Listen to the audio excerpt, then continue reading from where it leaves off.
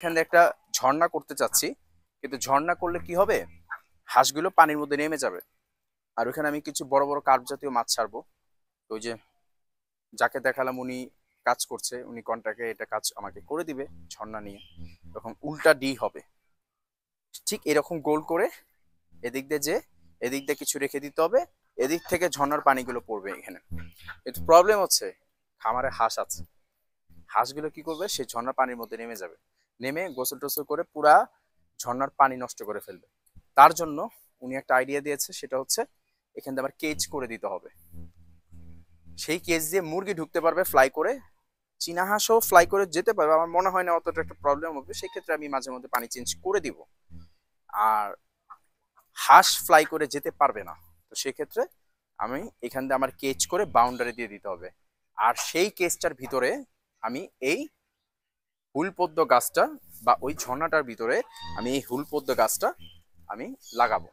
এই জন্য এটা এখনো, যে ক্যামেরাটা কাছে নিয়ে আসি, এই যে এটা এখনো বস্তার মধ্যে রেখে দিয়েছি। এই ঝর্ণাটা খুব বেশি হলে 2 থেকে 1 দিন এরপরে কাজ করা শুরু হয়ে যাবে। আমরা এখনো ডিসাইড করতে পারছি না কি সিস্টেমে আমরা ঝর্ণাটা দিব। এটা বিভিন্ন সিস্টেমে হয়। একটা হচ্ছে বাঁশ গাছ দিয়ে, বাঁশ গাছ না, বাঁশ দিয়ে করা। আর একটা হচ্ছে কলস দিয়ে। তারপর হচ্ছে আপনার হতে পারে কলসগুলো যে ফুটা করে, কলসের ফুটা দিয়ে দিয়ে পানি পড়বে। তারপর হচ্ছে পাহাড় করে, পাহাড় দিয়ে, যেমন আমরা বিভিন্ন চাইনিজ রেস্টুরেন্ট গুলোতে দেখি যে পাহাড় থেকে পানিগুলো মানে পড়ে, সেটাও আমরা চাইলে করতে পারি।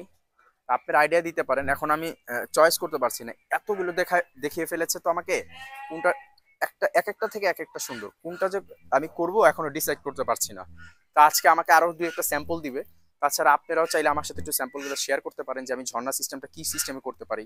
সেটা হচ্ছে বাঁশ দিয়ে করতে, কম খরচে করা যায় কোনটা, কম খরচে দেখতে সুন্দর হবে সেইটা। আর সেখানে বড় বড় যে আমরা চাইনিজ রেস্টুরেন্টগুলো তো দেখি যে এত বড় বড় যে কালারফুল মাছগুলো, সেই মাছগুলো আমরা সেটার ভিতরে ছাড়বো।